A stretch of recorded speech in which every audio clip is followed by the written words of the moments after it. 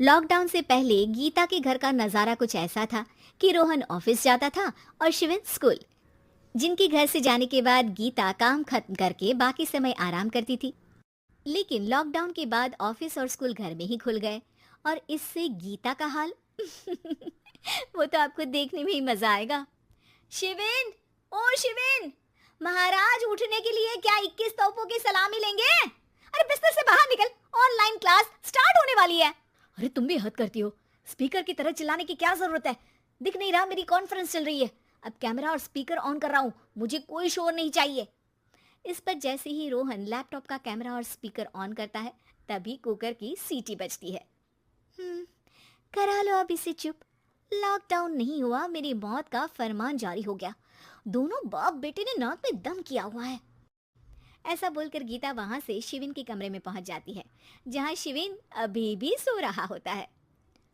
ओ आलसी, अब अगर 5 मिनट में नहीं उठाना तो आज तेरा गेम और यूट्यूब कैंसिल। माँ की बात सुनकर शिविन बिना 1 मिनट गंवाए उठ खड़ा होता है। उठ गया, अभी नहाकर भी आता हूँ। ये नाटक कहीं और, मुंह पर गीला कपड़ा मार और पढ़ने बैठ। शिविन की ऑनलाइन क्लास स्टार्ट हो जाती है, जिस पर गीता उसे वहां बिठाकर रसोई में चली जाती है।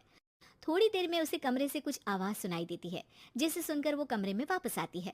हाय राम, तुझे क्लास अटेंड करने के लिए बोला था, कैमरा ऑफ करके बिस्तर पर नाचने के लिए नहीं बोला था। मम्मी मुझे कुछ समझ नहीं आ रहा, आप बाद में पढ़ा देना ना, वैसे भी अटेंडेंस तो लगी गई है। हाँ हाँ बेटा, जरूर बन जा, तू अभी से हम सबका बाप बन जा। अरे नहीं मतलब कहाँ से लाते हो इतना दिमाग, और पढ़ाई करते हुए ये चला कहाँ जाता है? नाइस क्वेश्चन, दिमाग से पूछकर बता दूंगा। शिविन की बातों से परेशान होकर गीता उसे मारने के लिए जैसे ही आगे बढ़ती है तभी वो कमरे से बाहर भाग जाता है। अब शिविन आगे आगे और गीता हाथ में चप्पल पकड़े उसके पीछे पीछे पूरे घर में दोनों घूम रहे होते हैं। इसी बीच वो रोहन के पास पहुंच जाता है और शिविन को मारने वाली चप्पल रोहन के लैपटॉप पर जाकर गिरती है। ओए माँ! मम्मी, अब पापा को चप्पल मार रही हो? वो आज तक के रिपोर्टर, चुपचाप जाकर क्लास अटेंड कर ले, नहीं तो अगली तेरे पीछे लगेगी। इस पर शिविन वहां से चला जाता है, जिसके बाद रोहन गीता से कहता है, इस सर्कस के लिए कुछ बोलना चाहोगी? अरे क्या करूं, जब से तुम दोनों घर में रहने लगे हो, घर अपने आप ही सर्कस बन गया है और मैं तुम्हारी नौकर। कभी बेटी को संभालो तो कभी बाप के नखरे उठाओ। इन्हीं सब उथल पुथल में दिन बीतते रहते हैं, जिसमें हर रोज घर के अंदर कुछ नया सियप्पा खड़ा मिलता है, जो ज्यादातर शिविन और रोहन की ऑनलाइन स्कूल और ऑफिस से रिलेटेड ही होता है। एक सुबह, शिविन चल उठ, आज की क्लास जल्दी है। कैमरा ऑफ करके आप अटेंड कर लो। अरे ऐसे छित्तर पड़ेंगे, दादी नानी सब एक साथ याद आ जाएंगी। गीता की लाख मशक्कतों के बाद क्लास तो खत्म हो जाती है, लेकिन उसके बाद शिविन फोन इस्तेमाल करते हुए इंस्टाग्राम रील बनाने लगता है। रसोड़े में कौन था? तुम थी, मैं थी, कौन था?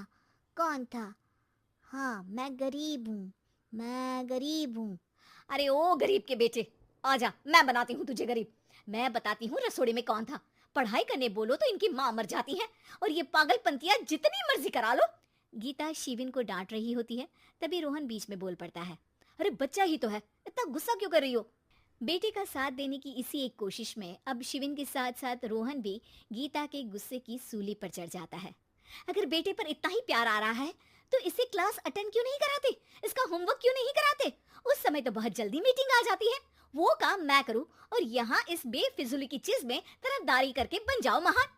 हे भगवान, कोई तो इनके ऑफिस और स्कूल खुलवाओ, मैं इन्हें और घर में नहीं सह सकती। अरे कुछ और मांग लेती, क्योंकि तुम्हारी ये विश इस साल तो पूरी होने से रही, कोरोना।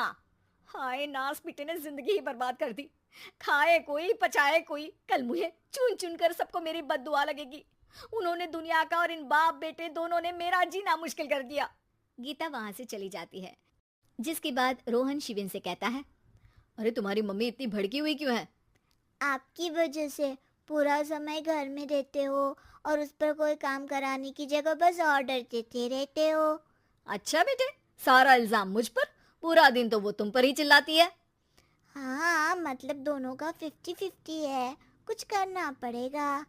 वो कहते ना, make the best out of worst. I have an idea. वैसे तुम्हारी माँ सही कहती है, बहुत जुबान चलाने लगे हो, कम बोला करो। अगली सुबह रोहन और शिविन अपनी गलती को सुधारने के लिए गीता के उठने से पहले घर का आधा काम खत्म कर देते हैं, जिसे देखकर गीता खुश हो जाती है और फिर बाकी बचा काम वो तीनों मिलकर पूरा कर लेते हैं। जिसके बाद अब वो सब मिल बांट कर हर काम में एक दूसरे की मदद करते हुए लॉकडाउन का मजा लेने लगते हैं।